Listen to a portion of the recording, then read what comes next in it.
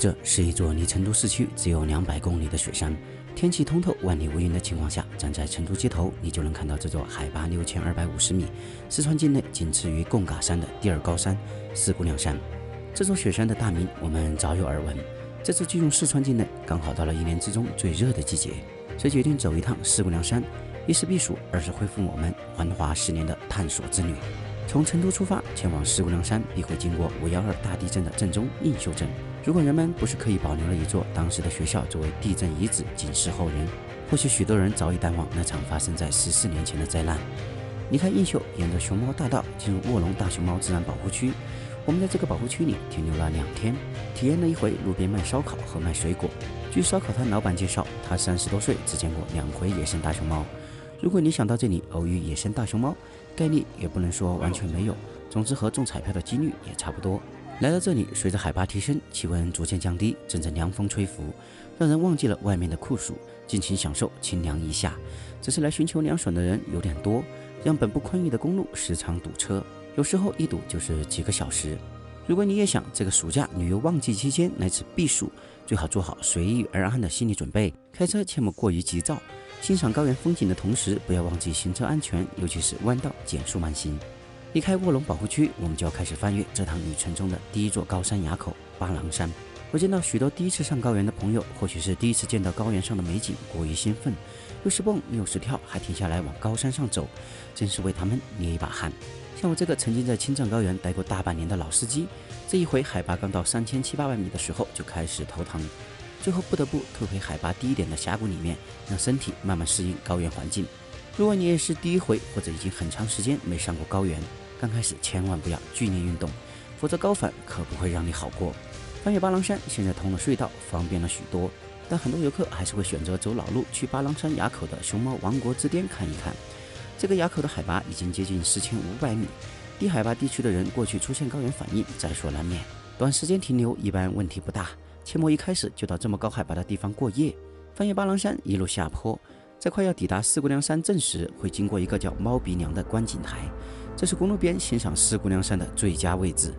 初见许多人会以为对面的山脊离四姑娘山更近，是不是更好的观景位置呢？其实不然，经过我们的实地勘测，一般人能轻松走到的位置就是这个观景台，而对面的山脊因为北侧有许多的树木遮挡视线，反而不是一个好的观景点。下到四姑娘山镇，这里的商业化已经非常成熟，家家户户不是开宾馆民宿，就是搞餐饮特产。经过一段时间的询问和摸索，我们初步搞清楚了这里的情况。现在这个地方建立了3个景区，分别收费，即双桥沟景区、长坪沟景区和海子沟景区。对于我这样一个喜欢户外的驴友来说，我更加关心该如何登山。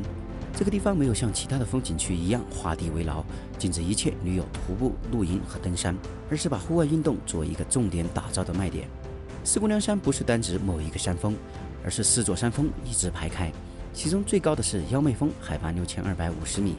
最低的山峰大姑娘峰海拔仅仅5025米。大峰和二峰作为5000米的初级雪山，在夏季几乎没有雪，也没什么攀登难度，更不需要什么专业性的技术攀登装备，就能直接走上去，也是许多人尝试登山这项运动的首选山峰。可是这个地方想要去登山，除了要买150块钱的户外运动门票，还要强制要求你聘请登山向导。原本喜欢户外运动的人，就是喜欢自己探索、喜欢自由的人，这项规定让人非常难受，瞬间就不想去攀登这个山了。人们之所以来这个地方，就是看它离城市近，几个小时的车程就能到。要说风景，西藏、新疆随便一座雪山就能甩它几条街。同样是四川境内的贡嘎山，也比它美多了。强制要求你登山必须走俱乐部的形式，聘请当地的向导和马帮，与那些把游客中心修到几十公里开外，要求游客坐景区的转运车一样，无异于杀鸡取卵，败坏好感。就拿攀登大峰举例，一般需要2天的时间。这个季节天气多变，雪山时隐时现。假如你是个喜欢摄影的登山客，想要在山上待个1-2天等好天气，或者再去登个旁边的二峰啥的，带着向导和马匹按天收费，就为了这么一个5000米的雪山而已。我从隔壁随便一个野山脊也能爬到这个高度。我们不是反感景区商业化，它能让当地人得到实惠，增加收入，也能让大多数时间不宽裕的游客快速安全地游览一个景点。但大多数景区商业化后，出于自身的利益考量，也就限制了人们探索的欲望。到四姑娘山后，我们非常纠结。妖妹峰的攀登难度太大，40年来仅有40多个人登个顶。山峰作为一个技术性的初级雪山，是必须聘请登山协作和专业的攀登装备才能到达的。只有大峰和二峰是我们一般的爱好者，不需要太多的专业装备就能抵达的。但为了这么2座5000米的初级雪山，耗费自己的时间与金钱，实在有点得不偿失。如果你和我一样是一个喜欢户外运动的人，这种地方真的是不来后悔，来了更后悔。从普通游客的视角，你过来只是看看高原美景，找个凉快的地方待上几天，那么四姑娘山是个不错的选择。这里离成都仅仅200公里，也有班车直达。今年川渝籍的游客还能享受门票的半价优惠，无论是双桥沟还是长坪沟，你都能饱览雪山、草原、湖泊、峡谷等高原美景。